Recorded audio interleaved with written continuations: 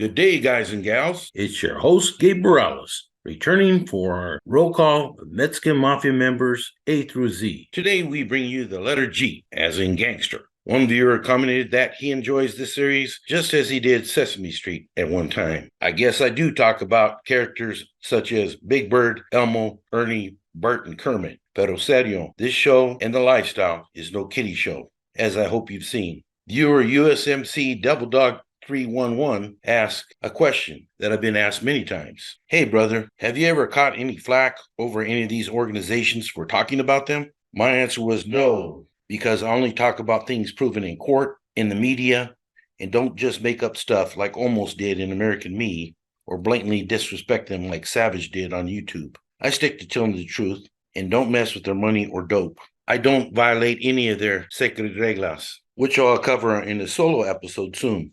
I did get threatened by them a few times over seizing their money, dope, sending them to the El Hoyo, etc. when I worked at Folsom Prison. But that was my job. That's not my job now.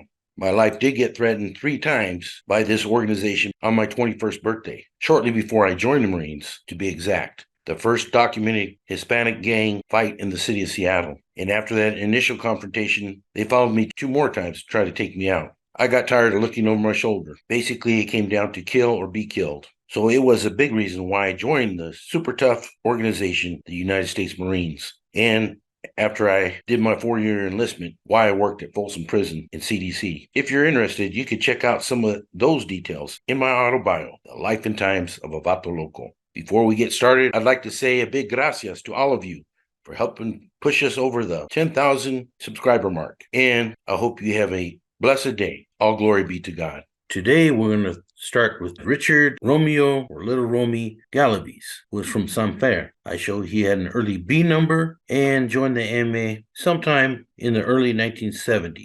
He was housed at DVI and was close to Bevito Alvarez. Understand that he was killed by police officers in 1973. Donaldo Stony Galas is from Rancho San Pedro Stoners, thus the name Stony. I understand that he also was made MA in the early 1970s at DVI and was sponsored by Richard Ruiz. Stoney also had an early B number and then paroled out, but soon committed a murder of Pretty Pete Chacon for messing with his girlfriend while he's locked up. I don't believe he was caught for that hot one because I show he paroled again in 1977, so most likely just came back on a violation. I can only give an educated guess. But he was popped for a bank robbery in October of 1977 and sent to the feds, where he is housed at Marion with Joe Morgan and some of the other canales. He then was released, but caught a K number and was indicted on the 1998 RICO case, whereby I believe he went back to the feds and then was returned to California, where he did time at Kern Valley State Prison, where he is still housed. David Smilon Gallardo has been mentioned a couple of times in previous episodes. Smilon was from Hazard and was involved in multiple murders on behalf of La M. He had a C number 34395 that he caught after pulling a robbery in the early 80s. He was paroled after only doing about a year. He was convicted of attempted 187 in 1984 and sent to San Quentin. And I had him at New Folsom Prison in 1988. He paroled in 1989, whereby he started asserting his authority in and around Hazard. As you may recall me stating earlier in some of the previous episodes, the movie American Me was made while I was working at New Folsom. It was filmed in part at Old Folsom, as well as filmed Chino CIM, where the real Santana, Cheyenne Cadena, was killed, not by the Mexican Mafia, but by the NF, and filmed in parts of East LA, and was produced by Edward James Olmos. Mylone was involved in some of the murders, the individuals involved with that movie. Now, there's some people who said the movie didn't have anything to do with their murders, and that they were just old M members who were no longer correctly doing business. 2 of the victims were Mexican Mafia members. Another was a gang intervention counselor who the MA felt was interfering with their drug business in Hazard. Like I said, I'll probably do a solo episode just on American Me. There's so much to talk about there. But just know that Mylone was heavily involved during that time period in the early 90s. Mylone caught a violation that same year and paroled in 92. He attended various meetings with Mexican Mafia members, including this one here, the China boy Arias, who he sponsored into La M, and Pee Wee Aguirre from the Avenues. He then was directly involved in the murder of Charlie Brand Manriquez. Malone then was sent to the feds, to Marion, and later on to the ADX, where he's currently housed. He is doing life without parole. Fernando Huetzca Gallardo is from Tulare County. He is one of a growing number of Mexican Mafia members from Northern California. Like I said, I'll probably do a solo episode on NorCal Sureño Barrios. Huetzca is a fairly recently made member. I show that Huetzca was made around 1997 and then paroled in 2011. I am not aware of his current whereabouts, and like I said before, I will not talk about these guys' status unless it has already been released in the newspaper or in court documents. Alfredo Huizo Gallegos, I think might be from Orange County. I know there's a lot of Orange County listeners here, so let me know if you ever heard of this vato. He had an H number, 24890, that he caught in 1992 after committing a burglary. He paroled in 1998, returned on a dope case in 99, and was housed in 2003 at Pelican Bay, where I believe he got his MA card. I show that he was no longer in custody after at least 2012. I'll talk about Archie Bruno Cricket Gallegos, who I believe was Filipino, but I do know that Cricket was from Diamond Street, which is an old barrio in LA. He had an A number, 83228. While he ran with the Pacific Islanders, which is very typical even today, many of those guys backed up the MA car, even way back in the 1960s. And thus, Cricket was a supporter of the Shoe War when the Mexican Mafia fought against the Nuestra Familia in September 1968. There were multiple assaults and rioting by multiple members of both sides. In all the chaos, Cricket was killed on September 15, 1968 by future NF General Babo Sosa, Pollo Montoya, and Marty Agüero. In my opinion, Cricket was a very close associate, or what they often call today a camarada. I go with what Mulhern and other Mexican Mafia's members have said about Gallegos not being a MA member, even though the newspaper said that a Mexican Mafia member had been killed. Arthur Tortuga Gallegos was from Chino. Tortuga had a D number, which he would have caught about the mid-'80s. He was part of the Tupi car. By that time, Tupi had recruited a lot of MA members from the Inland Empire. I show Tortuga was made MA by at least 1995 and was out of custody by 2012. And I'm not sure what happened to him after that. David Loco Gallegos was from El Hoyo Maravilla. He was made MA sometime in the early 70s and made his bones by killing Yogi Bear Arias with other MA members on October 19th, 1972 at Tehachapi. Now, correct me if I'm wrong, some of you old-time guys maybe that were involved with the Clica, but I think Gallegos was also doing dope rips for Chuco Castro and Perico Ochoa prior to this time. I also show that he previously had a relationship with an old-time member named Huito Marquez, but that relationship soured when Huito pulled a gun on Loco. He ended up dealing dope on the side without kicking back to his homeboys, and he was killed for it on December 30th, 1989 by Boxer Enriquez on Topo Peter's orders. I understand that also Cynthia Gavaldon was hanging around Gallegos, which didn't earn her any points. She was also executed by Boxer Enriquez. Gallegos was given some chiva by Boxer Enriquez to rock him to sleep, and then he shot him, which even Enriquez admits was kind of a cowardly move. Eduardo Pugs Gallegos was from Compton and committed a murder around 1990, whereby he caught an H number. He was made MA by at least 2002 when he was housed at Pelican Bay. He did at least 10 years there and was even indicted in June 2006. He is currently housed at Wasco State Prison. Larry Wessel Gallegos was from La Mirada. He caught a B number. I'm not sure for what, but I do believe he murdered Bob Diaz in November 1976 at Folsom Prison. I show he remained inmate to 2004, and I lost track of him after that. Nick Gallegos was from Barrio Nueva Estrada. He had a B number. It was one of those vatos that some of you guys say were never MA, but he was on several Mexican Mafia cards in the 1960s, and I believe was MA until at least 1974. I'm not sure what happened to him. Philip Indio Gallegos was from El Sereno. He had an early B number and was made MA sometime in the early 1970s. I show he was housed at San Quentin in 1974, and I'm not sure what happened to him. Victor Psycho Gallegos was from Santa Monica. I show he had an E number and was validated as MA by at least 2004. He then did some time at the Bay Centinela State Prison in 2016, then was sent to Calipatria and is presently housed at North Kern State Prison. Armando Tito Garcia was from El Centro, but I also have notes that he had ties to several other barrios. He had a YA number in 72, then was moved to the adult system with a B number, 43635. I show he was MA at Folsom Prison in the mid-70s, and I don't know what happened to him after that either.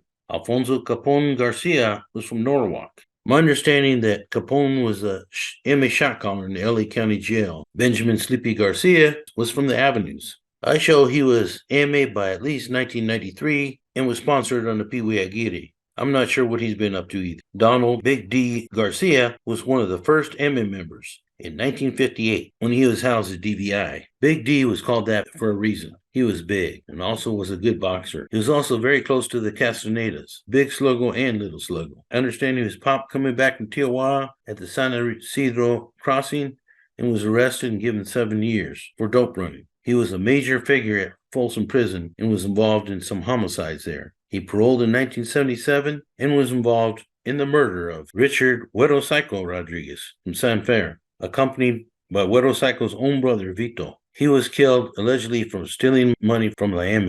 Like I said, in the rules, in the reglas, the M comes before everything. And also, no stealing from your carnales. So, Güero Psycho had to go. Big D was arrested by LAPD, but my understanding is that he was very bothered by the Rodriguez homicide, and it tormented him for a long time. He eventually ended up finding the Lord, praise Jesus, and joined Victory Outreach. Now, at the same time he was with Victory Outreach, he was writing some of the active carnales, who he knew also had some serious concerns about their involvement with such a sinister organization. So I know a lot of people who believe that he was not a dropout and that he and other carnales were just using VO as cover. But I communicated with Big D, and he even signed his book for me, which is his testimony on how he turned from killer to Christian. And it wasn't just words. He backed these up by actions. He lived like a righteous Christian. He knew that I do a lot of outreach work, intervention with youth, which frankly, I've gotten a lot of flack over also from cops. But I've always been a firm believer. We can't arrest everybody. We have to reach youth. And let me clarify again, as I have in many of my videos before, I'm not here to glorify the lifestyle. If you follow what I'm saying, most of what these guys are involved in is drugs, assaulting and killing people, and doing decades in prison, away from their families, mostly victimizing their own raza. That's no kind of life. So again, if you turned your life around, more power to you, man. I support whatever you do, and I support Big D. Rest in peace. Eugene Garcia was from LA, but also had ties to New Mexico. He was born in 1936, so I think had an A number or B number. I'm not sure. But he appeared on a couple of MA lists, both in CDC and in the federal system. He was one of those individuals that I believe also had ties to the Sindicato Nuevo Mexico. And as I recall, he was involved in the riots there. You can see my New Mexico prison gangs video for more about the hell that happened in that incident. Gato ended up being sent to the feds in the late 70s, did some time at Marion with the Carnales in the early 80s, and I understand was involved in a murder in 1988. I don't know what happened to him, but based on his DOB, is probably no longer around. Francisco Javier Beaver Garcia was from San Diego Sherman. I was told that he was a major dope dealer for La M. I think he might have been housed at Ironwood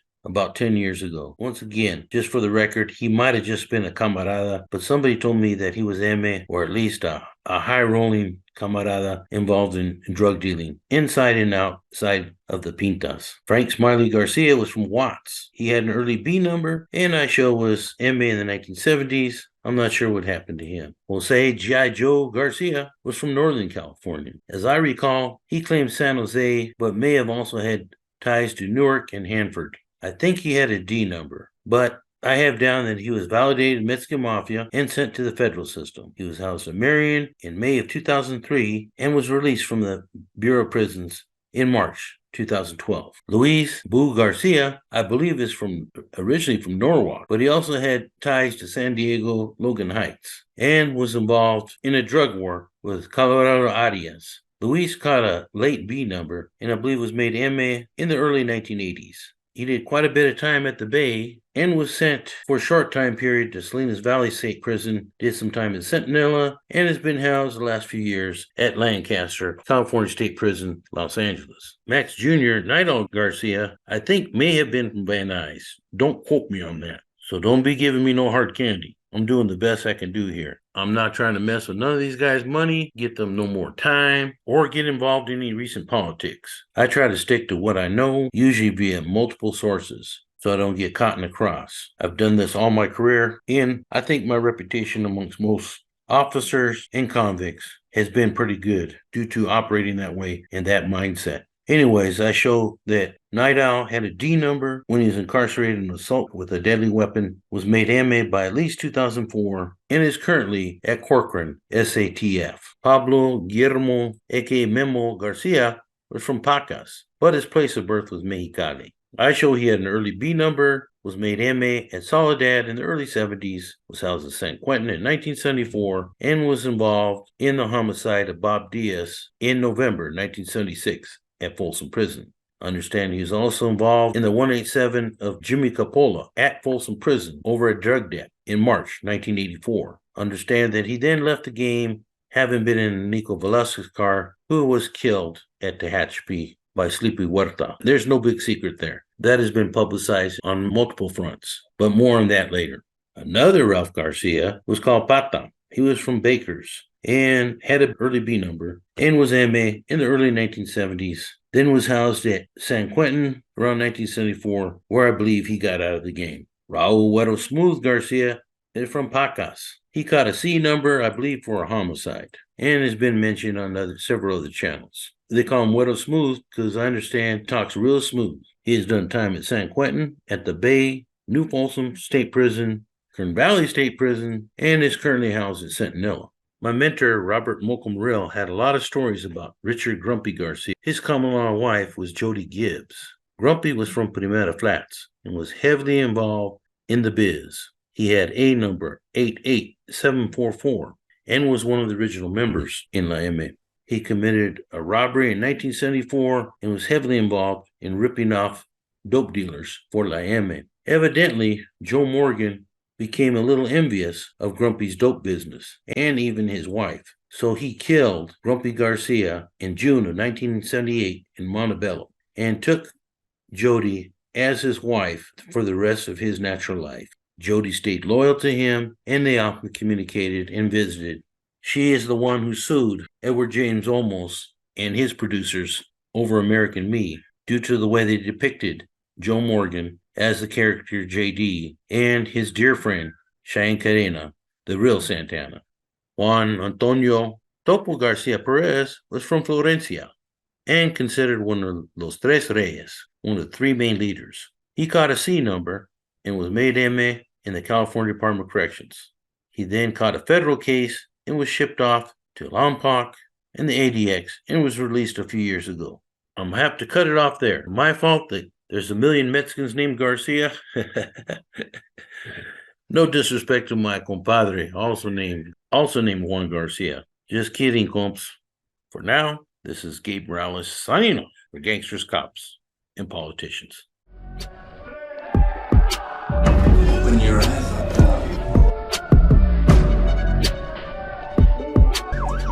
I like to think that